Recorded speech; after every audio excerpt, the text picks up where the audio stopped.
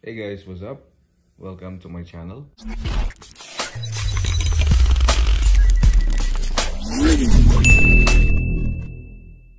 Kung di ka pa subscriber, please feel free to subscribe. Aayusin ko yung linya ng tubig namin ngayon guys. Kasi taas na ng bill namin. Usually, yung bill namin nasa 300 to 400 lang. 400 malaki na masyado yon.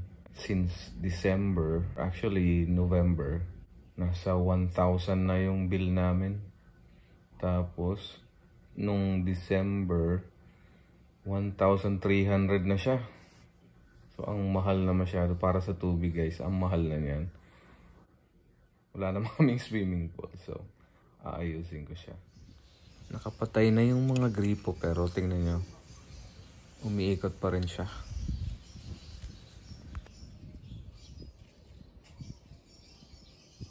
Di na ako nahirapang makita kung saan yung naglilik. Ayan siya oh. Dito siya banda. Pakinggan nyo guys. Ayan. Wala akong pang bakbak or pang sinsil guys. Kaya ginamit ko lang concrete nails at pliers.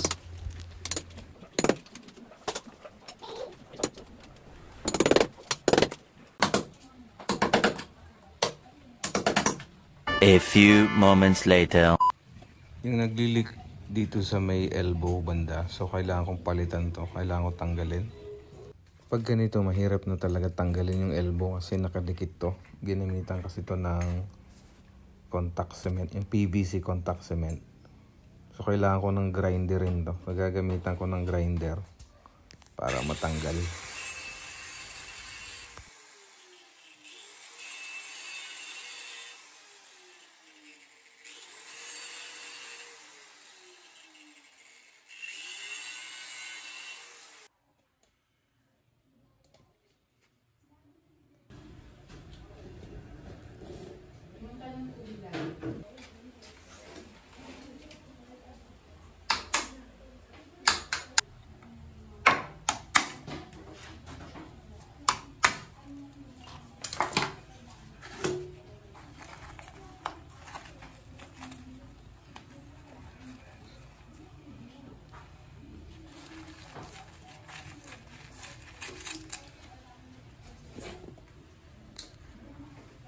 Gagamit tayo ulit nitong PVC contact cement.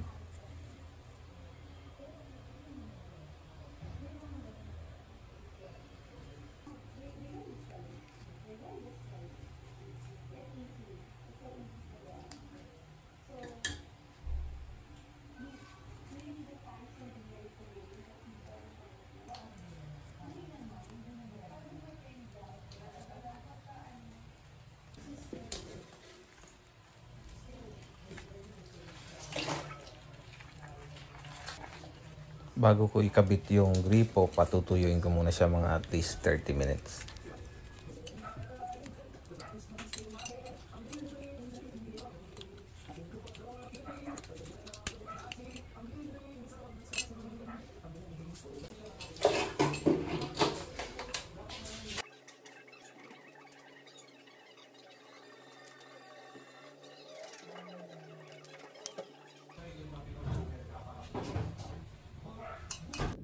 Ayan, hindi na siya umiikot. So, lahat ng gripo sa bahay nakapatay ngayon. So, okay na siya. Ayan, wala nang naririnig na ingay dito. Kaso, pag tinakpan ko to ng tiles, yung gripo, malulubog siya. Pag nasira tong gripo na to, mahirap na magpalit. Ang solusyon, kailangan kong dugtungan to ng tubo.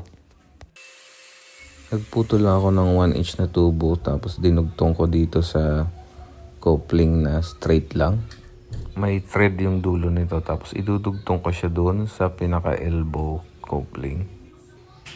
Yung elbow guys, pinalitan ko nga pala yan ng walang thread na elbow. So ayan, may allowance na siya. So pag kinabit ko dito yung gripo, hindi na siya ganun kalubog. Tapos tinakpan ko na siya gamit yung tile adhesive.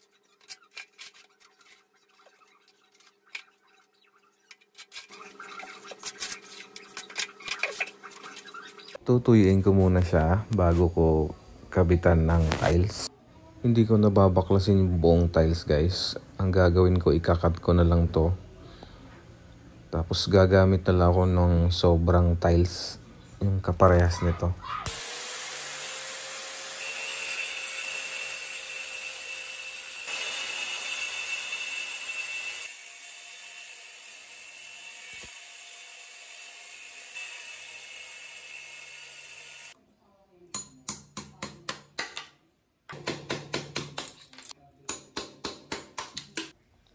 Ito yung sobrang tiles na gagamitin ko. Buti na lang may natira pa dun sa tiles na ginamit ko last time. Nanghinayang kasi ako pag baklasin ko yung buong tiles. Kaya ito na lang yung naisip kong solusyon. Saka mahirap na bumili ng kasing kulay na tiles. Baka wala na.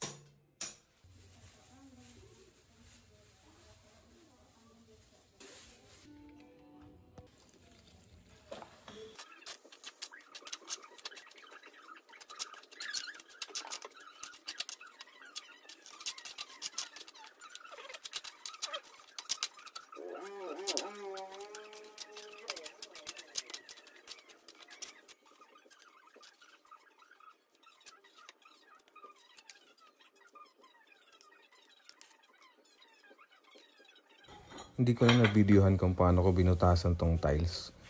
Pero yung ginamit ko, yung nabili ko sa Lazada na pang drill.